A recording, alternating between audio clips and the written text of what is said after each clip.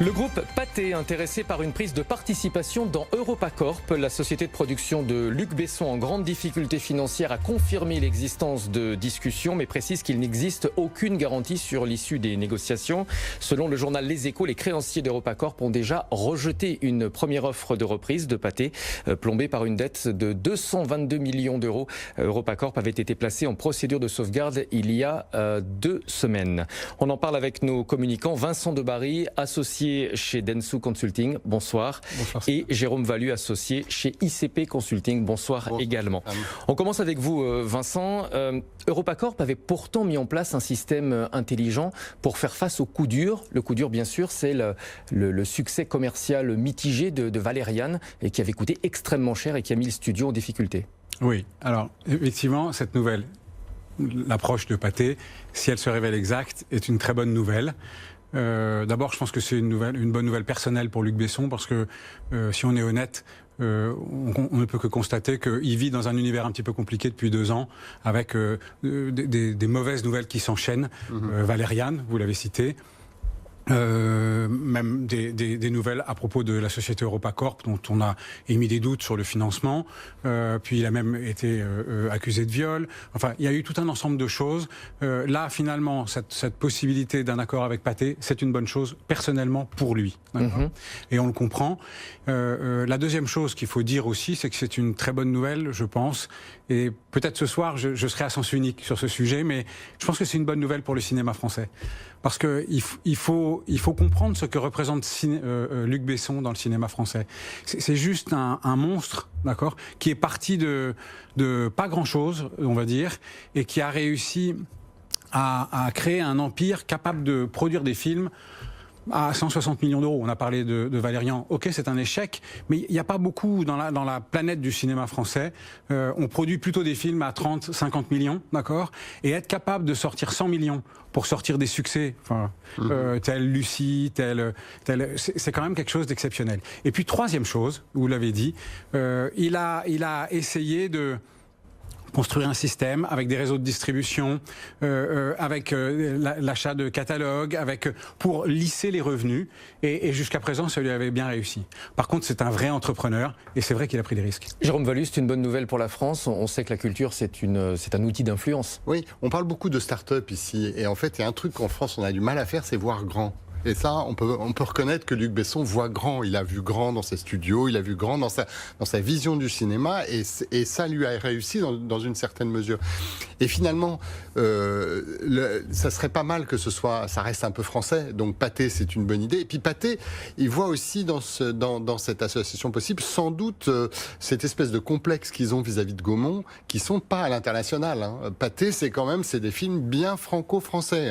Alors que Gaumont est arrivé avec ses séries Narcos à s'installer aux États-Unis, ce que Pathé n'est pas encore ailleurs. Donc il faudrait, oui, je pense que je suis d'accord complètement avec Vincent, ça serait bien que ça reste français. Vous le partagez également? Oui, je pense qu'on peut peut-être rajouter une chose. Luc Besson est un entrepreneur. Le cinéma français a besoin d'entrepreneurs comme lui, d'accord ? Parce qu'il nourrit. Parce que quand on va voir les films de Luc Besson, on paye une redevance à la CNC qui finance le cinéma, d'accord ? Donc, et puis après, pour Pathé, vous l'avez dit, Jérôme, c'est une excellente chose. Ça va donner une dimension internationale. La question qui va se poser, c'est racheter EuropaCorp avec Luc Besson ou sans Luc Besson. Sans Luc Besson, ça n'a pas de sens, parce que c'est l'âme d'EuropaCorp. Avec Luc Besson, c'est forcément un peu compliqué, parce que c'est un homme qui a une personnalité, et je pense qu'il faudra toute l'histoire, toutes les qualités de Jérôme Seydoux, toute sa culture cinématographique, parce que ça va se jouer entre hommes, en fait. Il va falloir qu'il entoure Luc pour être capable de continuer et de redémarrer. Jérôme Valu, est-ce que vous pensez que certains aux États-Unis ont souhaité la mort d'EuropaCorp? Un analyste me disait, le groupe EuropaCorp a signé son arrêt de mort quand il a décidé de distribuer lui-même ses films aux États-Unis. Est-ce que Luc Besson n'a pas eu un trop gros appétit sur le marché américain? Je ne suis pas un expert, mais je suis à peu près sûr que les Américains n'ont pas aidé l'arrivée d'un distributeur alternatif. On connaît tous la puissance d'un certain nombre de distributeurs et finalement les enjeux de tous ces films français qui ont eu des Oscars. On voit l'incroyable machine qu'il faut mettre en œuvre pour arriver à être présent au niveau des États-Unis. Donc oui, je pense que c'est de temps en temps, c'est peut-être le pas de trop que Luc Besson aurait pu faire. Mais c'est quand même lui, il arrive à faire des films avec effectivement Scarlett Johansson. Il n'y a pas beaucoup de producteurs français qui vont chercher Scarlett Johansson, Morgan Freeman, Ryan Gosling. Voilà. Donc ça, il faut lui reconnaître, c'est quand même ce grand talent. Et donc c'est une information qui a été applaudie à la Bourse de Paris, puisque le titre EuropaCorp, même s'il reste à des niveaux extrêmement bas, a gagné plus de 100%, presque 110% aujourd'hui. On va passer à notre deuxième sujet. En Grande-Bretagne, Boris Johnson, l'ancien maire de Londres et candidat à la succession de Theresa May au poste de Premier ministre, va être convoqué par la justice. Il est accusé d'avoir menti lors de la campagne sur le Brexit en 2016. Il avait affirmé à plusieurs reprises que le Royaume-Uni versait chaque semaine 350 millions de livres, ce qui fait près de 400 millions d'euros à l'Union européenne, ce qui était inexact. Jérôme Vallu, ça pose clairement la question des fake news en politique. Ça pose la question du mensonge. Le problème, c'est qu'on regarde ça avec quelques années de recul quand même. Donc le mal est fait. Il y a un autre beau mensonge dont on a pas mal parlé aussi, c'est Colin Powell face au Conseil de sécurité de l'ONU et la guerre en Irak. Est-ce qu'il a menti? Est-ce qu'on lui a donné des fausses informations pour qu'il mente? Tout ça, c'est finalement le drame, c'est que quand le mensonge n'est pas contredit, le mal est fait. Et donc, on regarde ça avec 2 ans de recul, 3 ans de recul. Et finalement, aujourd'hui, on peut se poser la question de qu'est-ce qu'il faut opposer à ces fake news.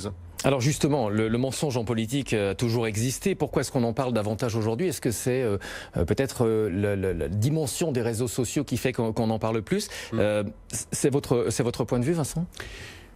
Bon, ça a toujours existé. Vous avez signé Colin Powell, souligné Colin Powell. Mitterrand nous a fait croire qu'il avait été victime d'un attentat à l'Observatoire. Il y en a plein, en fait, des histoires. Et ce que dit Jérôme est juste. Souvent, les hommes politiques s'en sortent, d'accord? Il faudrait, moi, je serais enclin à établir une petite différence entre le mensonge caractérisé. Boris Johnson, on peut dire qu'il a vraiment menti, quoi. Alors, il l'a répété plusieurs fois, oui, non seulement il l'a répété, c'est factuel et c'est facile de se rendre compte que c'est pas vrai, d'accord? Et puis l'omission. D'accord. Aujourd'hui, on accuse un peu le pouvoir actuel de n'avoir pas dit que GE allait licencier 1000 personnes, 1000 salariés. Avant la campagne européenne, d'accord? Vous êtes des communicants, vous savez que le timing est extrêmement important.